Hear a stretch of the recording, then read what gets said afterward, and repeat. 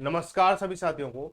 मैं रवि बघेल स्वागत करता हूं आपके अपने YouTube channel Ravi for competition में। तो साथियों हम बात करने वाले हैं एक नई वैकेंसी के बारे में। एसएससी CGL 2024 के बारे में बात करने वाले हैं। इसका नोटिफिकेशन आउट हो चुका है, फॉर्म भी भरना स्टार्ट हो चुका है। तो हम इसकी वैकेंसी के बारे में पूरा A to Z डिटेल में बात करने वाले हैं। तो साथियों अंत तक बने रहें, आपको पूरा पूरा क्लियर हो जाएगा क्या इसकी टोटल वैकेंसी कितनी है, कितनी पोस्टों पर भर्ती निकली है, और क्या एज लिमिट रहने वाली है, कहाँ से काउंट होगी, एग्जाम कब होगा, पूरा A to Z हम डाटा सिलेबस वगैरह कट ऑफ वगैरह पूरा हम सब कुछ इसमें बात करने वाले हैं। ठीक है, चलो भाई बात करते हैं इसकी वैकेंसी के बारे में। तो जो देखो भाई वैकेंसी जो है टोटल जो अब की बार तो बम्पर धमाका आपको देखने को मिल रहा है। 17,000 टोटल पोस्ट की बात की जाए तो 17,727 वैकेंसी आपको देखने को मिलेंगी इस बार। ठीक है, पिछली बार लगभग इससे आधी वैकेंसी थी। ठीक है, 8,000 कुछ वैकेंसी, 8,440 वैकेंसी थी। तो यहाँ पे आपको लगभग डबल देखने को मिल रही है। डबल क्या, पूरा पूरा डबल है। ठीक है, अप्लाई डेट फॉर्म भरना चालू हो चुके हैं। जिन जो साथी फॉर्म भरना चाहते हो फॉर्म भर सकते हो। ठीक है, तो पूरा पूरा डिटेल में बात करने वाले हैं। ठीक है, तो अप्लाई डेट जो रहेगी वो आपकी 24 जून, यानी आज की जो डेट है 24 जून, 24 जून से 24 जुलाई तक आपके फॉर्म भरे जाएंगे। ठीक है, 24 जून से 24 जुलाई तक भरे जाएंगे। हालांकि इसका रजिस्ट्रेशन जो डेट है वो 24 जुलाई तक लास्ट है। आप इसका जो फीस जो कटती है वो आप इसका 25 जून तक कर सकते हो। कुछ लोग बोल रहे होंगे कि 25 जून तक इसका लास्ट डेट है। 25 जून तक है, लेकिन उसका फॉर्म फॉर्म की फीस जो फिल करने की जो है वो 25 जून तक है, लेकिन सॉरी 25 जुलाई तक है। लेकिन इसको जो आप रजिस्ट्रेशन करोगे वो आपका 24 जुलाई तक ही मान्य होगा। ठीक है, अब बात करते हैं भाई, अब आपको डेट पता चल गया। अब बात करें फीस क्या रहेगी भाई इसकी। तो जर्नल, ओबीसी और ईडब्ल्यूएस की जो फीस रहेगी वो आपकी 100 रुपये फीस रहेगी। ठीक है, इसके बाद में आपके ये मेल कैंडिडेट है, जनरल का हो, ओबीसी का हो या ईडब्ल्यूएस के मेल कैंडिडेट हो, उनके लिए 100 रुपये फीस है। इसके बाद अदर में बात की जाए, जैसे फीमेल हो गई, फीमेल चाहे किसी भी कैटेगरी की हो, चाहे आपकी जर्नल की हो, ओबीसी की हो, या फिर आपकी ईडब्ल्यूएस हो, उसके लिए क्या है, कोई फीस नहीं है, नो फीस है। ठीक है, नो फीस। और इसमें SC ST और फिजिकल जो हैंडीकेप्ट है उनके लिए जो फीस है वो शून्य रहेगी। ठीक है, बात करें आगे करेक्शन डेट।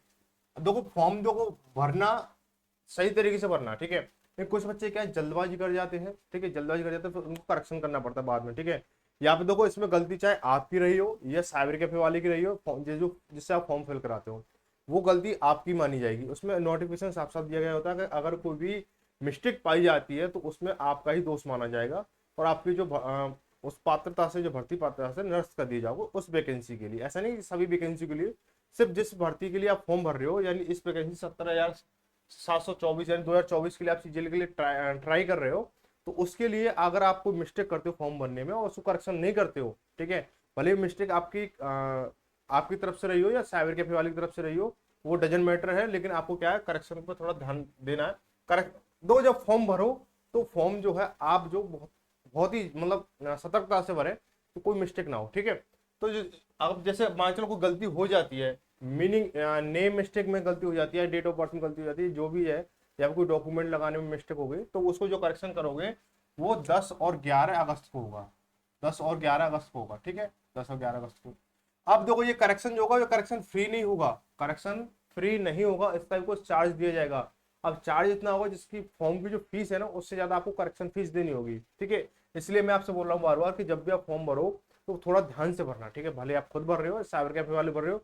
अब कुछ साइबर कैफे वाले क्या होते हैं कि आप ना उन आपसे वो फॉर्म ले लेते हैं, आप मतलब डॉक्यूमेंट ले लेते हैं और बोलते हैं हम बाद में भर देंगे। नहीं भैया, मेरे सामने भर दे, 10 मिनट में इंतजार कर लूंगा। ऐसी कोई जल्दबाजी नहीं है, 10 मिनट के चक्कर में पता चला कि पूरा मतलब भर्ती निकल गई। ठीक है, तो करेक्शन जो फीस रहेगी, पहली बार अगर आप करेक्शन कर रहे हो तो 200 रुपये रहेगी। और दूसरी बार अगर फिर भी पहले करेक्शन में आपका नहीं हुआ और आपने सबमिट कर दिया, ठीक है, तो क्या होगा, फिर आपको 500 रुपये देना होगा। ठीक है, 500 रुपये देना होगा, 500 रुपये। अब इसके लिए चॉइस प्रेफरेंस जो है वो अलग चीज है, वो बाद में आती है, वो सारा कुछ पहले हम डिटेल में पूरा बात करेंगे। अब देखो बात करें इसकी इसका जो एग्जाम डेट है। ठीक है, इसकी टायर 1 की जो एग्जाम डेट होगी वो आपकी सितंबर से अक्टूबर, यानी सितंबर से अक्टूबर 2024 में आपका एग्जाम रहने वाला है। ठीक है, एज लिमिट क्या होगी इसकी, एज लिमिट होगी 1 अगस्त 1 अगस्त 2024 से आपकी काउंटेबल मानी जाएगी, यानी 1 अगस्त 2024 को आप कम से कम 18 एज के होने चाहिए। ठीक है, तो मिनिमम एज क्या होनी चाहिए आपकी? 18 होनी चाहिए। 18 तो सबके लिए पता ही है कि मिनिमम एज जो आपकी 18 होनी चाहिए, और मैक्सिमम एज क्या होनी चाहिए 1 अगस्त 2024 को आपकी 27 से 32 वर्ष की होनी चाहिए। ठीक है, कुछ भर्तियों में 27 दे रखा है, कुछ में 28 दे रखा है, कुछ में 30 है, कुछ में 32 है। तो एज ए पोस्ट जो है आपकी जो मैक्सिमम एज है वो है। ठीक है, लेकिन जो आपकी मिनिमम एज है, जो कम से कम आयु चाहिए आपको 18 वर्ष चाहिए। आगे बात की जाए कि इसमें जो रिलैक्सेशन मिलेगा, जो एज में छूट मिलेगी, छूट जो मिलेगी उसमें कितनी मिलेगी भाई? ओबीसी के लिए चाहे आप महिला कैंडिडेट हो या पुरुष कैंडिडेट हो उसके लिए 3 वर्ष मिलेगी। आप SC ST हो तो उसके लिए आपको क्या मिलेगी? 5 वर्ष के लिए मिलेगी। अगर आप फिजिकल हैंडीकैप्ड हैं, दिव्यांग हैं, तो उसके लिए 10 वर्ष हो जाएगी। और अदर कैटेगरी के हिसाब से थोड़ी बहुत ऊपर नीचे हो रहा है। ठीक है, लेकिन मेनली जो है आपके लिए 3 वर्ष ओबीसी के लिए, SC ST के लिए आपकी 5 वर्ष है। ठीक है, क्वालिफिकेशन की बात की जाए तो क्वालिफिकेशन जो आपकी ग्रेजुएशन चाहिए, ग्रेजुएशन चाहिए आपको। अब ग्रेजुएशन में कुछ बच्चों को डाउट होता है कि हमारे पास तो हमने तो बीए कर रखा है, तो बीए वाले क्या CGL में जा सकते हैं? भाई बिल्कुल जा सकते हैं।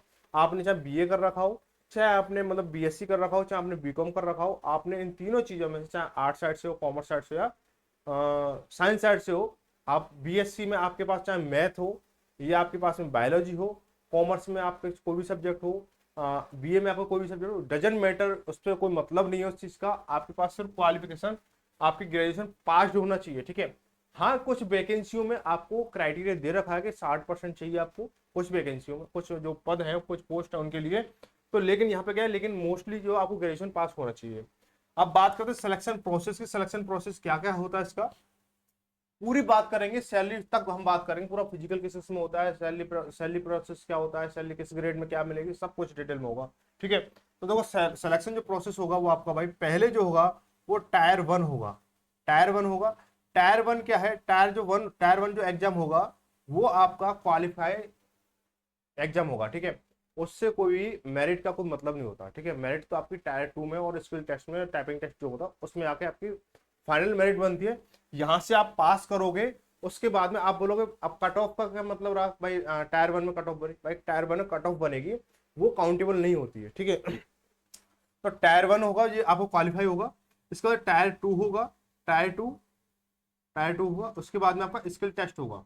स्किल टेस्ट में जैसे आपका कंप्यूटर, जैसे आपका टाइपिंग आ गया या कंप्यूटर टेस्ट, जैसे इस तरह से आपके आ जाएंगे पोस्ट वाइज जो होता है। ठीक है, ये आपका प्रोसेस समझ में आ गया यहाँ तक।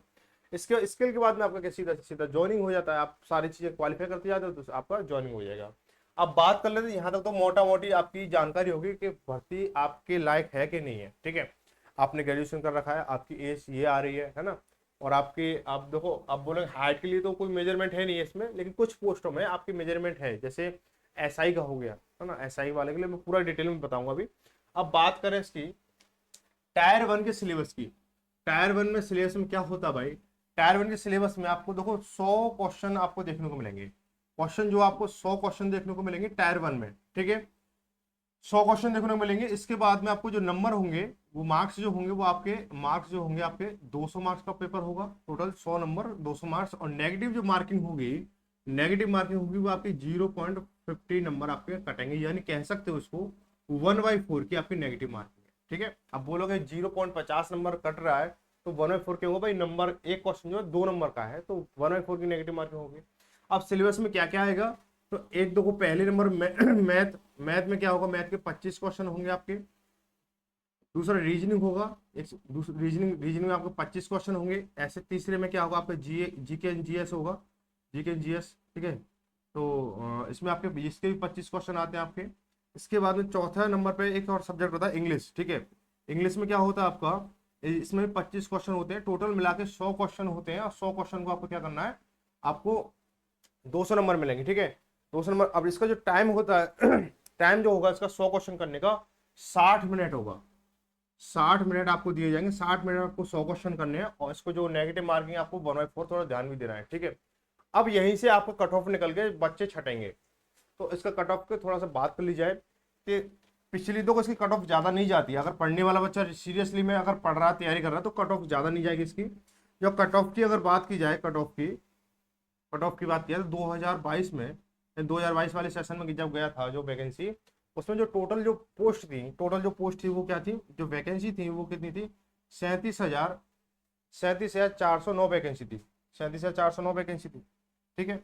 अब इसमें जो जनरल का जो कट ऑफ गया था वो 114.27 गया था, 114.27 गया था। ठीक है।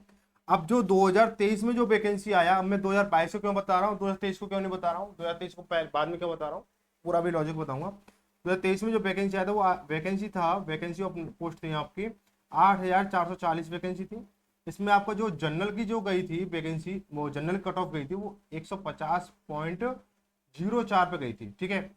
अब देखो आपका कट ऑफ का ना यहीं पे आपका अंदाजा लग जाएगा क्या क्या एवरेज रहेगा, कि देखो जैसे वैकेंसी पहले 37,000 प्लस में थी, तो कट ऑफ गई थी 114.27 गई थी, और वैकेंसी जो है 8,400 मतलब 40 है, तो आपकी 150 गई।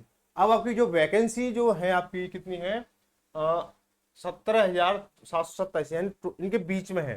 तो आपकी जो कट ऑफ जाएगी लगभग लगभग 120 से 130 के बीच में जाएगी, 120 से 130 के बीच में जानी चाहिए राउंड फिगर में। ठीक है। 125 हो जाए, 135 हो जाए, 128 हो जाए, 127, जनरल वालों की बात कर रहा हूँ। ठीक है। इतना जाएगा, इतना ऊपर थोड़ा बहुत 1-2 नंबर ऊपर नीचे भी हो सकता है। ठीक है। अब इसमें बात करें भाई, ये आपको पहला फेजेज हो गया। अब उसके बाद में आपकी जो बात की जाए कि आपकी जो टोटल जो 17,727 जो वैकेंसी है आपकी, वो आपको टोटल जो 34 पोस्टों पर अवेलेबल होती है। ठीक है। अब 34 पोस्टों में जो अवेलेबल होंगी, अब आपके प्रेफरेंस भरे जाएंगे। अब आपको देखना आप किस में जा रहे हो। अब उसमें से 2 पोस्ट तो ऐसी होती है जिनके लिए एक अलग ही मतलब एग्जाम्स होते हैं। 2 पोस्ट तो ऐसी हैं, यानी 32 पोस्ट तो एक अलग है, और जो 2 पोस्ट हैं वो अलग होती हैं, उनके बारे में थोड़ा डिटेल में बताऊंगा। अब बात कर लें इसकी कि टायर 2 का जो सिलेबस होगा वो क्या होगा। देखिए भाई, जब आपने टायर 1 आपने पास कर लिया, अब आप जो है एक अच्छे लेवल के अधिकारी बनने के काबिल हो। अब आप क्या टायर 2 की तैयारी करोगे। अब जब आपने देखा होगा सीजीएल में, आपने देखा इनकम टैक्स ऑफिसर हो गया, ऑडिटर हो गया, है ना, एसआई हो गया, सीबीआई में एसआई हो गया, है, और एनआईए में हो गया। ठीक है। तो ये सारी चीजें बहुत ज्यादा मतलब पावरफुल वाली जॉब होती हैं। अब तो आपको टायर 1 पास करने के बाद में एक अलग ही जुनून सवार हो जाएगा टायर 2 के लिए। ठीक है। तो जब टायर 2 की अगर जब तैयारी करोगे तो इसमें थोड़ा सा कंफ्यूजन होता है बच्चों के लिए। तो मैं आपको बता दूं कि देखो टायर 2 में क्या होता है कि आपको जो सेक्शन वाइज आपका पेपर होता है। ठीक है। तो सेक्शन अगर बात की 1 की बात की जाए तो इसमें आपको मैथ और रीजनिंग का पेपर होगा। आपका मैथ और रीजनिंग आएगी, इसमें 30 क्वेश्चन मैथ के होंगे, 30 क्वेश्चन ही आपके रीजनिंग होंगे। यानी टोटल मिला के 60 क्वेश्चन आपको देखने को मिलेंगे एग्जाम में, और वो 180 नंबर के होंगे। यानी एक क्वेश्चन जो होगा आपका 3 नंबर का होगा। ठीक है। यहीं पे अगर सेक्शन दूसरे की बात की जाए तो इंग्लिश में के 45 क्वेश्चन होंगे, जीके जीएस के आपके 25 क्वेश्चन होंगे, टोटल मिला के 70 क्वेश्चन होंगे, और एक क्वेश्चन 3 नंबर का है, तो टोटल क्या 210 नंबर के ही हो गए। इसके बाद में कंप्यूटर की अगर बात की जाती है तो कंप्यूटर जो है आपका 20 क्वेश्चन आपको देखने को मिलेंगे। ये क्वालिफाई होना अनिवार्य है, क्वालिफाई है, आपको 30% लाना होगा। ठीक है। इसमें 30% लाना होगा। इसके लिए क्या है, आपको 6 क्वेश्चन आपको करने हैं। ठीक है। 6 क्वेश्चन सही लाना ही अनिवार्य है। ठीक है। अब यहाँ पे बात की जाए, जो पहला सेक्शन होगा उसके लिए 1 घंटे का टाइम रहेगा, दूसरा सेक्शन होगा उसके लिए 1 घंटे का टाइम रहेगा, और जो तीसरा सेक्शन होगा उसके लिए 15 मिनट का टाइम रहेगा। इनमें अगर देखा जाए नेगेटिव मार्किंग इससे थोड़ी सी हार्ड हो जाएगी, टायर 1 से थोड़ा सा हार्ड हो जाएगी। क्या हो जाएगी कि वहाँ 1/4 की नेगेटिव मार्किंग थी या 1/3 की नेगेटिव मार्किंग हो जाती है। थोड़ा सा ध्यान यहाँ पे आपको रखना होगा। इसके बाद में आपको आता है स्किल जो टेस्ट होता है वो होता है आपका सेक्शन सेकंड में, और सेक्शन जो थर्ड होता है वो क्या होता है, टाइपिंग टेस्ट होता है। टाइपिंग टेस्ट जो है आपका 15 मिनट का आपको दिया जाएगा। ये क्वालिफाई मतलब नेचर का ही होता है। इसमें आपको 35 वर्ड पर मिनट का आपको टाइमिंग निकालना होता है। ठीक है। 35 वर्ड पर मिनट का आपका निकालना होता है। तो ये सारी चीजें आपको, अब हम बात करेंगे सैलरी क्या रहेगी इसके और फिजिकल स्टैंडर्ड क्या रहेगा। ठीक है। तो सबसे पहले हम बात कर ले सैलरी के लिए, और थोड़ी सी इंपोर्टेंट बातें भी करेंगे हम आपसे। देखिए साथियों, सैलरी की अगर बात की जाए तो सैलरी में आपको देखो ये जो आपको दे रखा है, आपको यहाँ पे एज भी दिखेगा साथ साथ में। जो पे लेवल जो है आपका 7 रहेगा, पे लेवल 7 रहेगा। इसमें आपको जो इसका जो पे लेवल है वो आपको 44,900 से लेकर 1,42,400 तक आपको बहुत ही अच्छा सैलरी मिलने वाला होता है। ठीक है। जैसे असिस्टेंट ऑफिसर हो गया, असिस्टेंट ऑफिसर है, और जो इसका सेंट्रल स्टैटिकल सर्विस है, आपका इंटेलिजेंस ब्यूरो है, आपका ग्रुप बी की नौकरी होती है सभी में। तो इसमें 20 से 30 वर्ष के लिए एज लिमिट है, 18 से 30 है, 20 से 30 है। तो ऐसे करके आप उसको देखते जाओगे तो आपको आसानी से चीजें समझ में आएंगी। और सभी के लिए जो आपको जो ग्रुप बी की है, ये सभी ग्रुप बी की वैकेंसी, ठीक है। अब इसकी बात करें पे लेवल 6 की बात करें, तो ये जो आपका जो जैसे थोड़ा सा इससे लेवल डाउन होता है, इसका जो पे लेवल 7 था उससे, जैसे इंस्पेक्टर पोस्टेड हो गया, इंस्पेक्टर हो गया, सब इंस्पेक्टर हो गया, सभी क्या है 7 ग्रेड पे में जाता है, ये 6 ग्रेड पे में है। तो देखो 35,400 से लेकर 1,12,400 तक की आपकी सैलरी जाने वाली है इसमें। और इसमें देखो इसके लिए सबके लिए असिस्टेंट सेक्शन ऑफिसर हो गया, एग्जीक्यूटिव असिस्टेंट हो गया, रिसर्च असिस्टेंट हो गया, तो ये सभी जो है आपके 18 से 30 है, 18 से 30 है, 18 से 32 यहाँ पे आपको देखने को मिलेगा। तो ऐसे करके आप इसको देख लेना, और मैं इसको नोटिफिकेशन जो है इसको आपको टेलीग्राम ग्रुप पे प्रोवाइड करा दूंगा।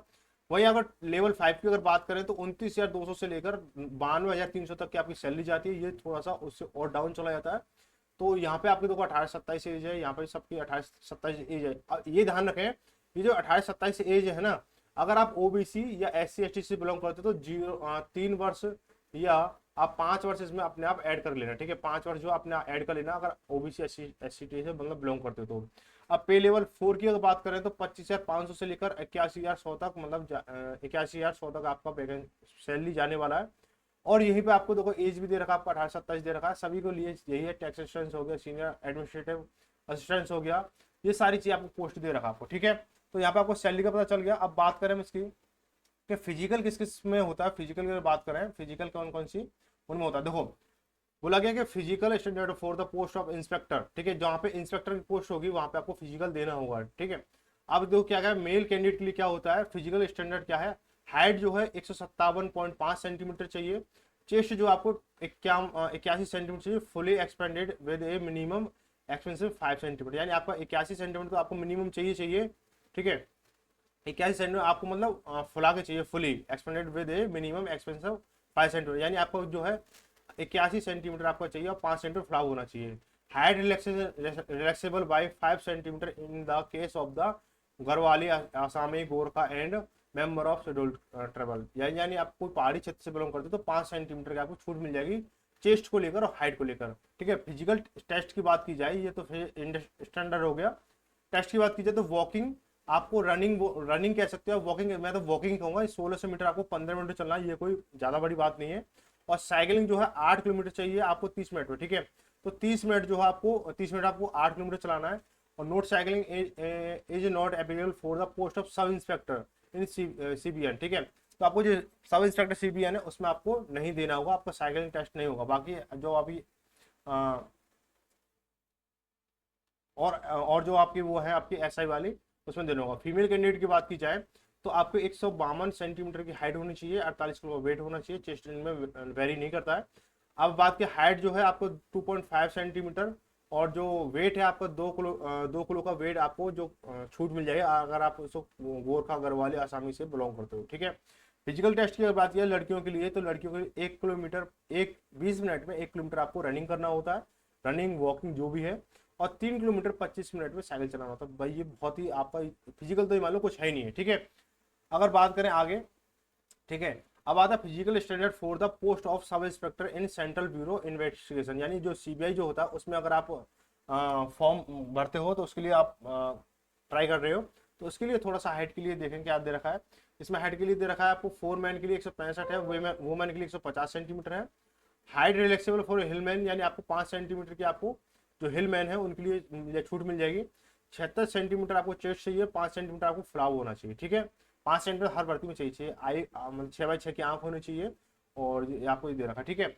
वही बात करते हैं आगे, physical standard for the post sub inspector in national investigation agency, यानी जो नेशनल इन्वेस्टिगेशन एजेंसी जो होती है, आपको जो आतंकवादी वगैरह जो कोई भी जैसे ISI वगैरह या RAW वगैरह में जाते हैं उन लोगों के लिए ऐसा कुछ होता है। तो उनकी जो हाइट जो होती है वो कितना 170 सेंटीमीटर हाइट चाहिए, वुमेन के लिए 150 सेंटीमीटर हाइट चाहिए, हाइट रिलैक्सेबल फॉर हिलमैन के लिए 5 सेंटीमीटर, ठीक है। चेस्ट जो वही आपको 76 सेंटीमीटर चाहिए और 5 सेंटीमीटर आपको फ्लैप होना चाहिए। आए या आपकी 6x6 होना चाहिए, 6x9 भी चल जाएगा, एक आंख तो आपको 6x6 होना चाहिए। वही बात की जाए कि D सेक्शन बोला गया physical standard for the post sub inspector junior intelligence officer in narcotics control bureau, यानी नार्कोटिक्स यानी तो नशीले पदार्थों की जब जांच करती है टीम, आपने देखा ना नशीले पदार्थ पकड़े गए वहां पे ये हुआ वो हुआ या इस चीज में नशीले पदार्थ मिलाए जा रहे हैं, तो वहां पे क्या है आपको मेन के लिए 165 हाइट चाहिए, और वुमेन के लिए आपको 152 की हाइट चाहिए, 152 सेंटीमीटर, ठीक है। तो अगर आप कोई ये हाइट रिलैक्सेबल है जैसा हिल मैन है या जो भी है, वहाँ पे आपको 5 सेंटीमीटर की आपको फिर से मिल जाएगी, ठीक है। ये सारा कुछ था, ठीक है। चेस्ट वगैरह वो 76 सेंटीमीटर सभी के लिए, और ठीक है 5 सेंटीमीटर का फ्लावर हो जाएगा। अब देखो क्या है इसमें,